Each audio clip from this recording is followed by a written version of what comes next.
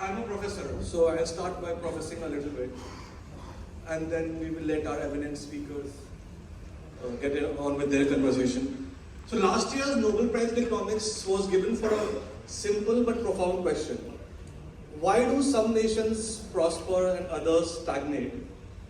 And the answer isn't just geography or resources, it's really about institutions that enable innovation. Now, India today is forward for the next 2 decades, we need to maintain a growth rate of 7.8% to have a clean shot at becoming a high middle income economy. Continuous growth of 7.8%. How your actions are aligned with your growth perspective, also nation's growth perspective. So there are many factor productions actually we studied in our economy. That is man, machine, money. Standard factor productions. Man means the individuals, the skilled ones. Machine means the technology, and the money means the finance. And 30-40 years back, another component added, that is the subdividing the men, that is called entrepreneurs or the leaders. So now the 4 factor production, the entrepreneurs or the leaders are actually making this use of man, machine, money. And recently, then another factor production joined, that is a 5th factor product, that is called artificial intelligence. And it is not belongs to the technology alone, it also have a cross connection with all these 4 factor production. And that's why this AI, artificial intelligence, how we are going to utilize it and how we are going to integrate it, that will also make the productivity, differentiating factor for the production and the productivity. So coming to the another very fundamental question and context in the context of our country.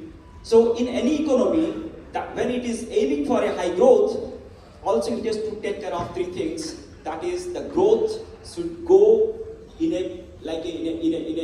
growth should be aligned with the equity, equality, quality, these 3 things. That means if the growth is not producing or not bringing the ownership, it is not being equitable among the all stakeholders, and if it is not bringing the quality, then that growth is also no meaning, right? So achieving this high quality growth of equity, equality, and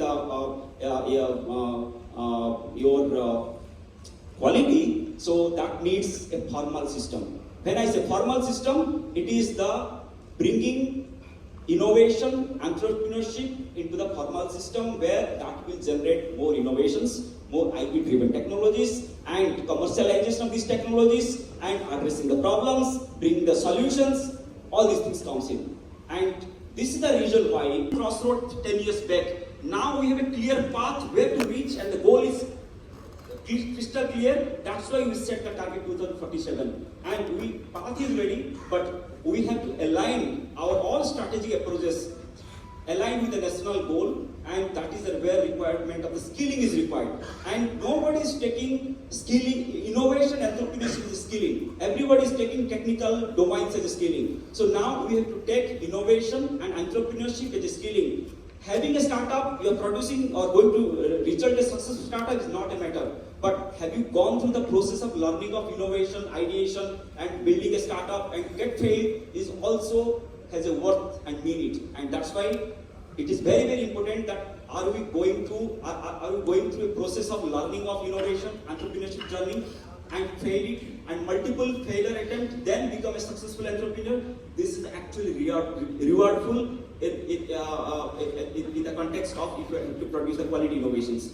I think you can take any example, no single startup founders, like you can take Elon Musk or you can take Mark Zuckerberg.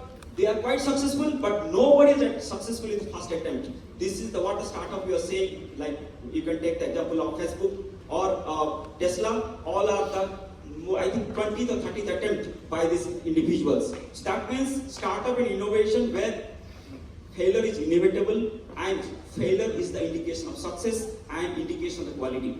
And similarly, innovation and startup is also a tool, and it should be mean for the growth of an economy and producing the quality outputs from these economies. So all these things at the base is called the human resources. It is the individuals, it is the institutions, it is the mechanisms, how we are going to drive it. And we are proud that India is one of the largest education system in the world. We have more than 65,000 higher education institutions, we are producing more than 4 crore graduates every year. They are joining the workforce, and more importantly, we have more than 25 lakh schools in our country. Just imagine 25 lakh schools. Consider all type of schools from all states, and the kind of institution mechanism, but it is not well streamlined. The purpose is to how to streamline all these mechanisms and align the individuals and building their creative capacity and engage them in nation building process. That will generate lots of value, and towards this, Minister of Education has initiated attempts, and we have established innovation councils, and we started this initiative I think way back in 2017. And we run the Tamil Nadu Technology, one of the deep tech startup innovation hubs run by the government of Tamil Nadu. And first and foremost, I want to thank the ISB team here, Dr. Bhagwan, as Chaudhary, as well as Dr. Samhita and Suresh and others who have been working with us the past year and a half collaboratively to, as Bhagwan sir was saying, it's just not about network, how we can come together and do this. So when we are talking about economy and we are talking about what we want to reach, Professor, one of the key things is how do we kind of work with each other's ecosystem, because when you're talking about 2047, whatever numbers you put in place, it's about how we all collectively work towards that particular goal. So in case of Tamil Nadu, there is a goal that by 2030, we'll have a $1 trillion economy. So and there are multiple states in the country, and if I just look at that one state, what are the different measures that have been taken that as a manufacturing hub, like when you talk about 6.2, Tamil Nadu is going at a GDP of over 11%. But that is going to be a success of just one state. Either you talk about innovation, whether you talk about skilling, you talk about manufacturing capabilities, or whatever you talk about, if we are talking about one state, but how do we make sure these best practices are kind of percolated into all the other states so that we are rising and growing at the same pace? That what will kind of give us the 2047 or 2040 or 2037 or 2030. So those numbers will work if there is an equitable growth in every state of the country. So now that we are talking about innovation, let's just double click on that. What we are doing from innovation perspective is, I love this one-liner who I stole from somebody. Innovation is not about invention anymore. It's about creating impact. How is that the innovation that you're creating anywhere in the world is creating an impact? So today we talked about, by the way, Dr. Saab has covered everything, so I'm not going to repeat anything, by the way, that was fabulous. How do we talk about, when we are talking about impact, why do we talk about AI and why is AI taken everybody by storm? And we talk about, the moment we talk about AI, I think pretty much everyone talks about NVIDIA, right? Because what they created in the GPU has created the impact. We are using the IPs created by a particular company and how they have commercialized it, how they have made a usage of a technology that could create disruption as well as impact. So since everything boils down the point, like I run a hub which is for deep tech. So what do we mean by deep tech, right? This is exactly what we mean by deep tech. Innovative technology that has come up has created that right impact so that it is actually citizen-centric. The innovation that you create has to be citizen-centric so that, and as you talk about sectors, it could be from India or an mRNA vaccine, something that where we are world leaders in coming up with new knowledge, new technology. So before going into the future, let's see what happened in the past so that we get some perspective of where we want to go and how we want to go. So in 1980, if you see the GDP per population, South Africa and Brazil, we'll compare with the similar economy. They had better GDP per population than China and South Korea. But after 1980, there was a drastic shift and China and South Korea just shot up. And Brazil and South Africa kind of stagnated after that. This is what we call as middle income trap. Now we are also at that juncture. Either we can go on the path of South Korea and China, where we just rise up, where we want to go being a developed nation by 2047, or we'll be stuck like Brazil and South Africa. Now, when we compare these economies, the factors that led to this jump were mainly three factors. One, when we study, if you study the export patterns of a country, you will get to understand that where that country is focusing on. For example, currently we are importing more high-tech products than we are exporting. But in terms of China and South Korea, around 30% of their manufacturing exports were high-tech exports. The second part was, as India, we are an agrarian economy, majority of population is in agriculture, we are slowly moving towards manufacturing and services. In these countries, in China and South Korea, they were able to retain more than 25% of the industry jobs.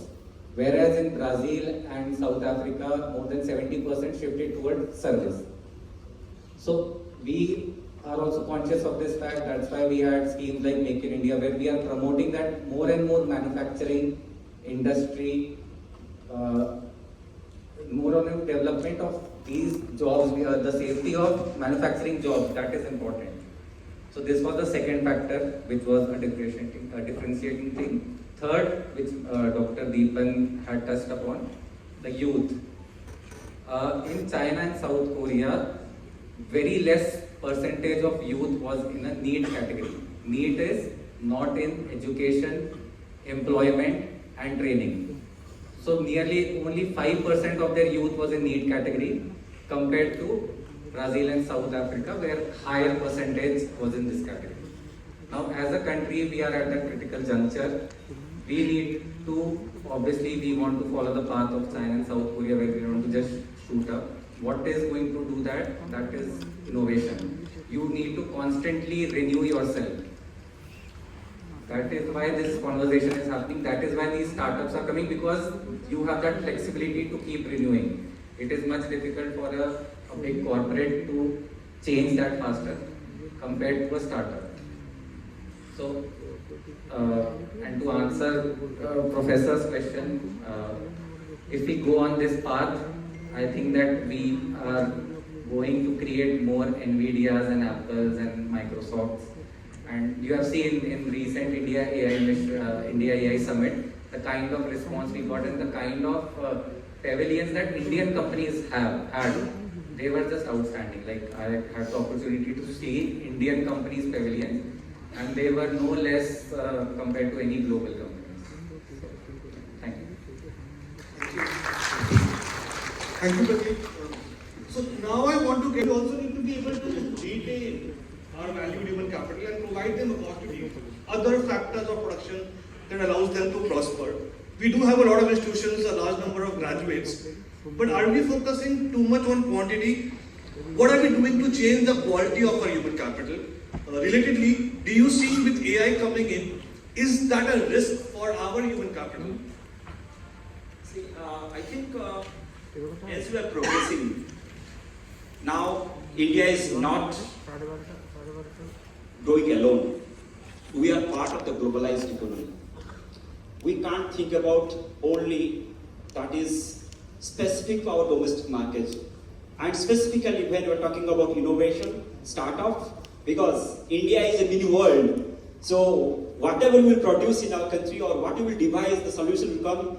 You will find market anywhere or somewhere in the world. This is the what we are quite pretty confident on that.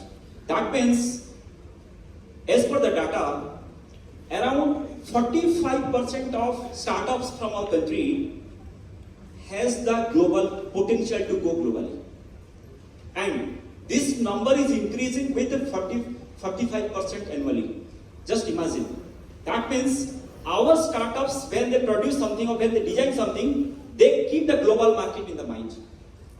And only the problem is come if there is a brain drain. It is not a brain drain. It is operating from here, but serving to the global. This is the best idea.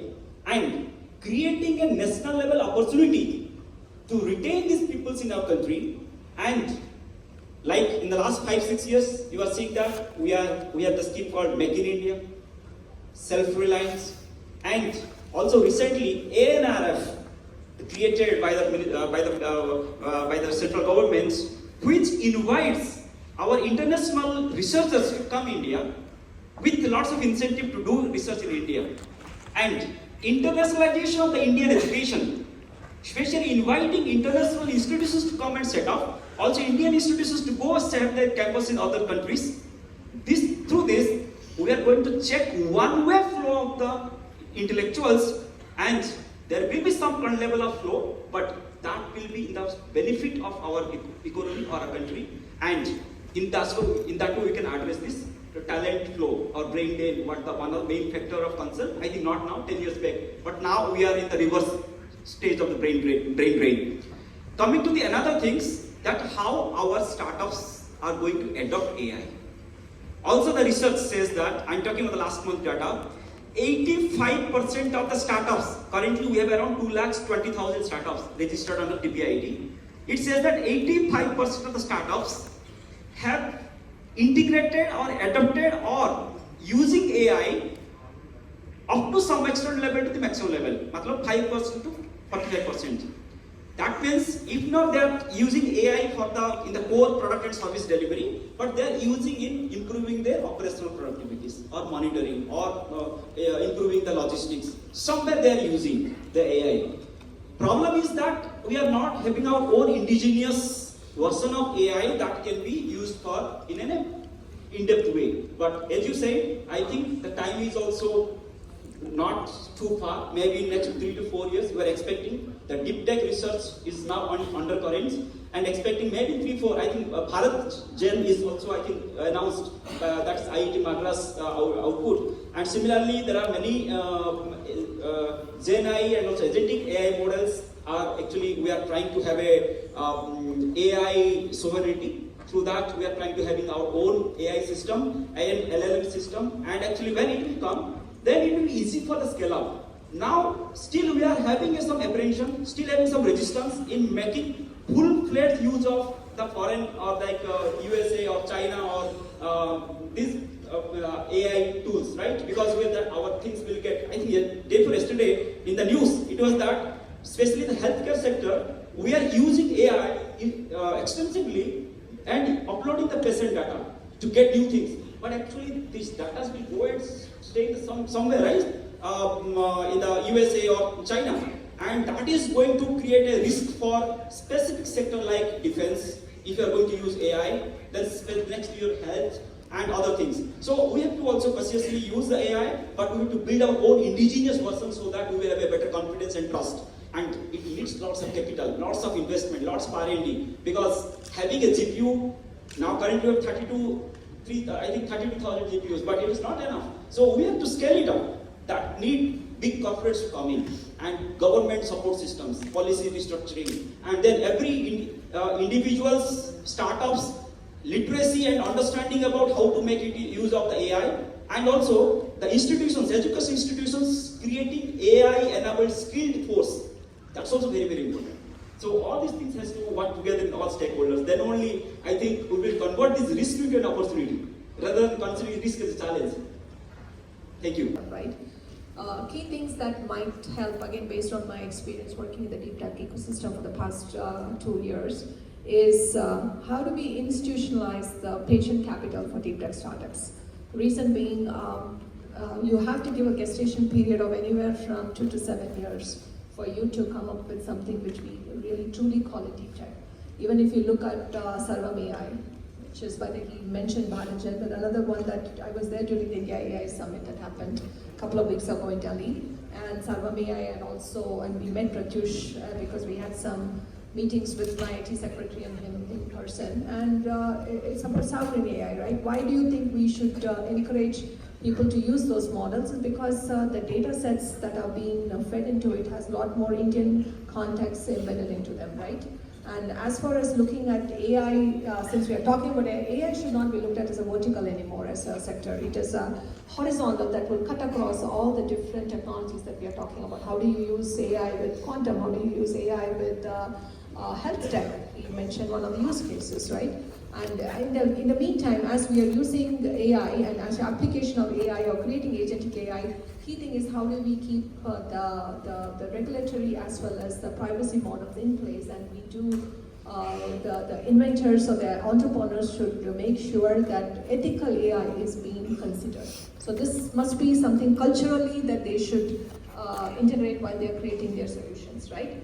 So, because data sets, once these open platforms are being opened up, like, I think India is going to come up with a similarly different states. I think Telangana, last time when we looked at the architecture that your team is building with emerging technologies team, with Rama.ai, I met her and I looked at what they are doing. So data would be made available.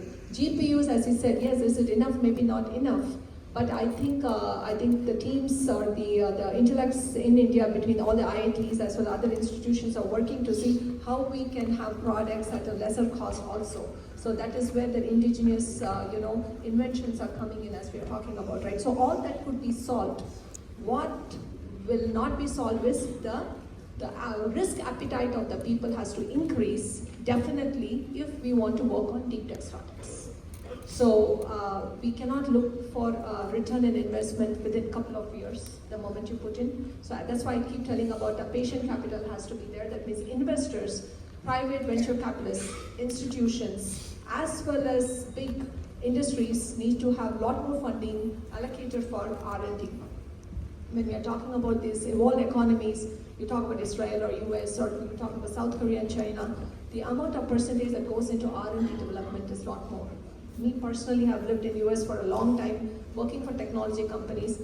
The R&D funding and allocation on what we work on was a lot more different than what I see here. So that has to be encouraged. Other thing is university commercialization is another thing. When you look at the models of either when you talk about Stanford Innovation Lab, or if you look at MIT or even at Israel, the institutions are working very close with industry to commercialize their IPs that they are working on, so that becomes global IPs. As well as we could see a lot of value creation happening. So that is the second thing. We talk about capital, we talk about how commercialization and institutions should be strengthened, these universities.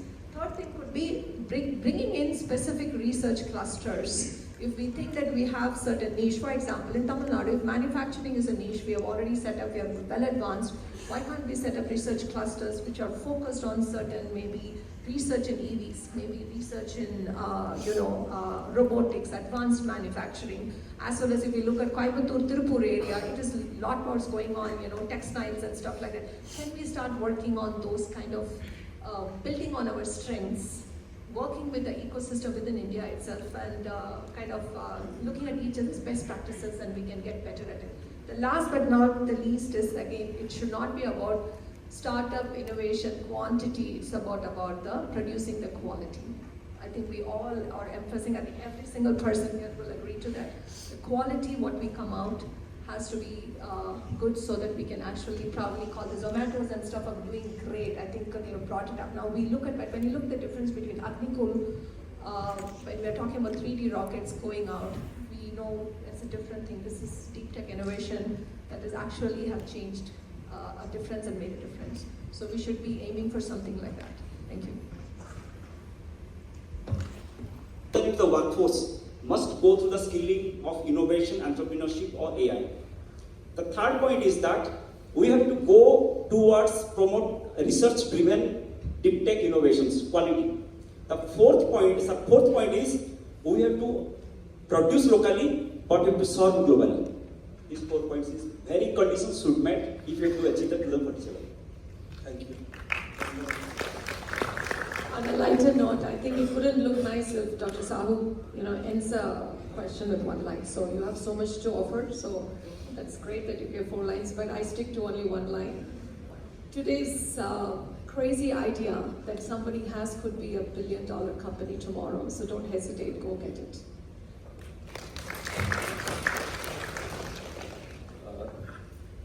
So there are basically 3 pipelines that we would like to target. One, the talent pipeline from schools to startups.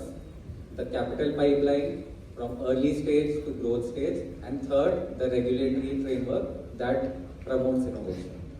So I feel that if these 3 we can sort it out, our majority work will be done. Thank you. We talked about deep tech. We also got very deep advice from our eminent panelists. All this will not happen in a vacuum, okay? A country needs to be built. All of you have to play a role. Although my role is just a moderator, I will also leave you with one line. My daughter's future rests on your tender shoulders. So you better create that value that everybody talked about. We'll open the floor when we have limited time for 2 at max 3 questions.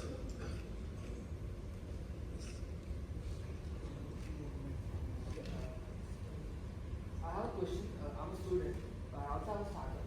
So, mine is not a deep tech and hard tech, it's a consumer tech startup. But one of my friends, he has a deep tech startup. And he applied for a government grant. He applied to the ISB grant, I don't know how much amount, it was some 3 to 5 lakh rupees. The funds, he applied nearly 1.5 years ago, and the fund is still gone. For a grant to get disbursed, it's taking nearly 1 to 1.5 years. Don't you think that the timing is taking is slowing down our innovation? So what's your take on that? Can you repeat? This question is for who? Means you're directing this question to who? Anybody, I think. Anybody in the Questions are coming from these guys, so I'll take I guess they are testing the patience of the founders. I'll just say that when it comes to the government money, since it's the public taxpayer money, there are a lot of rules and regulations and a lot of things go behind that. So we understand that. So that's why we have figured that direct grant to startups is not the ideal way. It's better that we create enabling institutions such as incubators and make them strong enough to support the startups. See, this is a concern. We recognize, we understand, but it is improvised, but not to the extent that you will get in just 1 month. It's not possible in government case.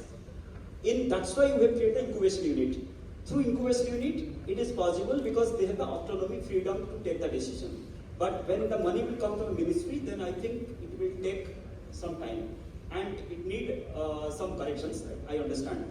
But on the other side, if you will see that from the interpret, we are discouraging go for capital, go for debt, go for equity rather than waiting for the grant. Grant is not the right tool and approach for making your innovations to go. You will never. But initially, 10 years back, it was the market failure. There was nobody was to help it. That's why government came with grant support. But gradually, we are squeezing the grant amount and we are converting. Even you go to SSIP fund, it is debt and equity. Now we remove the grant. So that means we have also created the many other channels like Angel, VC, incubation, then high net worth individuals, even the government loans. So now other options are there, and these are the actual right instruments for growth for the startups. So as an individual, always think about how you will get into that tools, that approaches, not the government. Don't fall into the trap of being. I'm Pradeep. Indian IP for global markets. Okay, so since you are at the highest level of what I can say knowledge, I would like to know which product or technology would be best fit for which markets globally.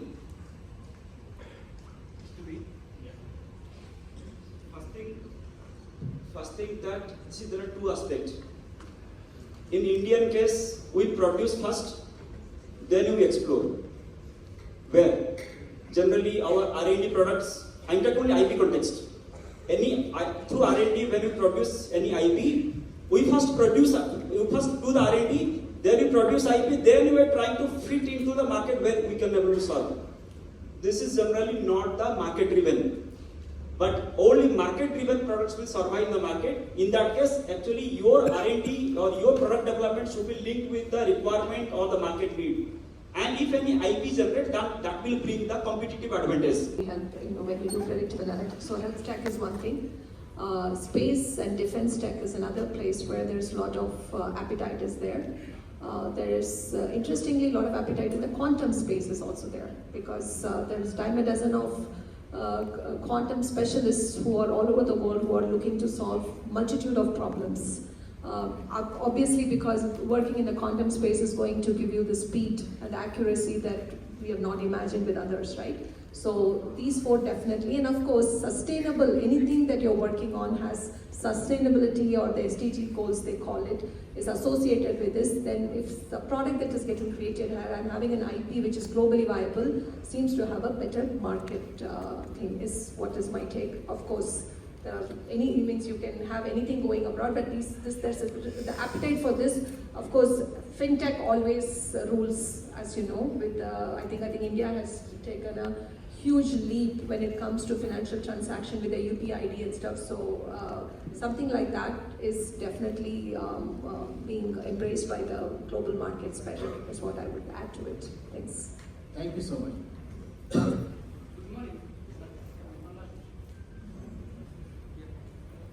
This question is Dr. Priya.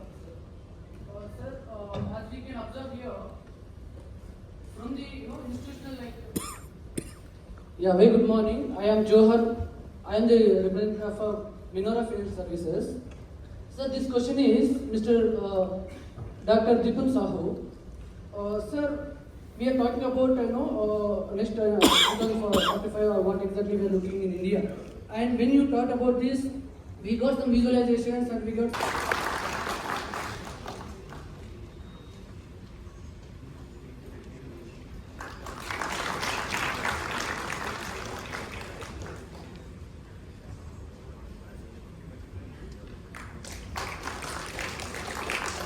Former founders, like at Build 3, the rule is to only hire people who have been a founder before. So yeah, not dead. Very interesting, and the community piece is important. Let me pick up 50 people team and they are going to move into the 100. And there's a difference, basically a challenge they are going to face on related to people and culture. So we run a people and culture acceleration program only for the founders who are actually want to move in from 50 people team to 100.